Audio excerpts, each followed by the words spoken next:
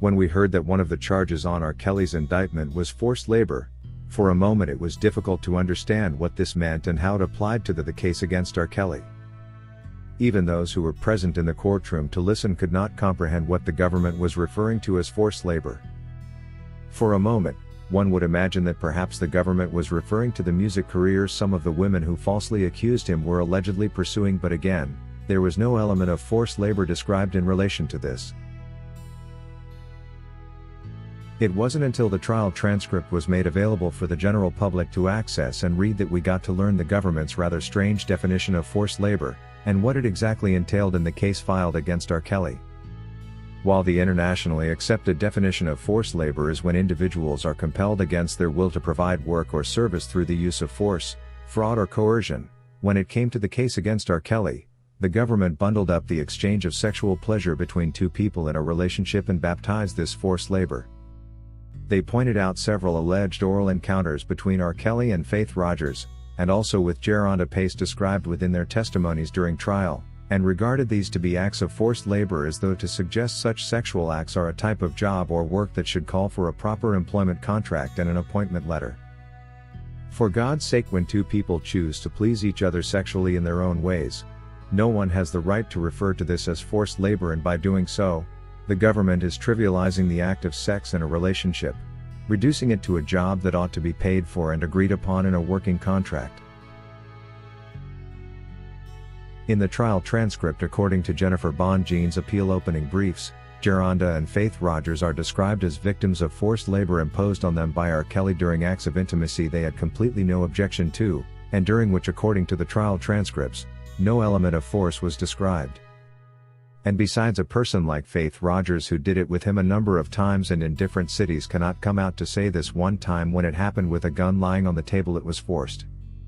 The government, however, preferred to call this forced labor because from this definition, they could secure more years to add to R. Kelly's jail sentence. Meanwhile, it's not just forced labor that appears concocted among the charges imposed on R. Kelly. Another disturbing charge they got wrong is the RICO, which would primarily require that the government proves the existence of an illegal enterprise, consisting of a group of people whose association is purposed to take part in a network of illegal activity as a team. In the case against R. Kelly, however, no evidence provided could prove the existence of such a group of people. The government attempted to make references to some of R. Kelly's well-employed staff consisting of professionals and runners, but could not even risk indicting any of them, because they knew well they would lose the cases. And in the end, they failed to prove an enterprise of this nature existed. According to Bonjean's opening briefs, while some of R. Kelly's staff may have seen these women and perhaps interacted with some of them, they were never involved in R. Kelly's personal relationships, and if he dated these women, he acted alone. The government is trying to make the presence of R. Kelly's music business management team an excuse to justify RICO charges, but the truth remains that no evidence to this effect was presented in the trial court. Another very important consideration the government decided to skip is the original purpose for which the RICO statute was created, which is to remedy widespread criminal activity in an enterprise, but instead used it to punish one man. While the government is not obligated to charge every member of the enterprise still ought to be established in order for the RICO charge to apply.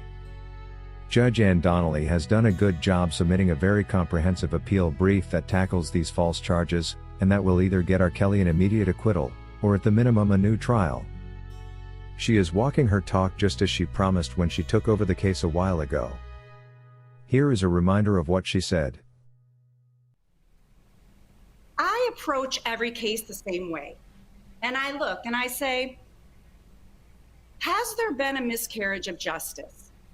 And in my mind, a miscarriage of justice occurs when the government oversteps, when they overreach, when they violate someone's constitutional right to a fair trial. And then I ask myself, is there anything I can do about it? Can I possibly get this individual some type of remedy, some type of relief?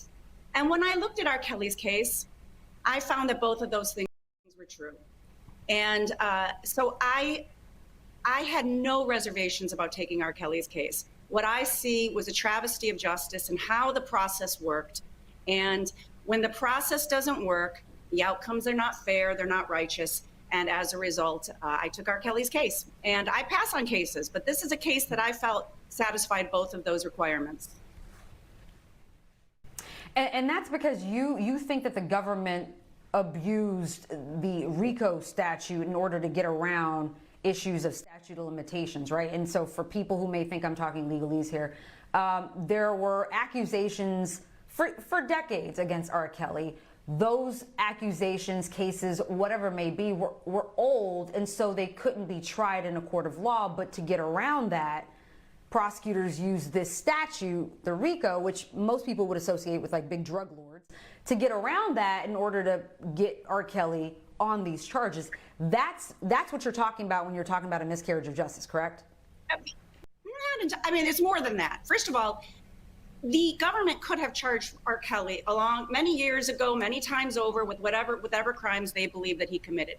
Now, they didn't do that many times. We know there was a case back in I think in the mid-aughts out of Cook County, and he was found not guilty of that case. But the government could have brought charges, and they chose not to for whatever reasons.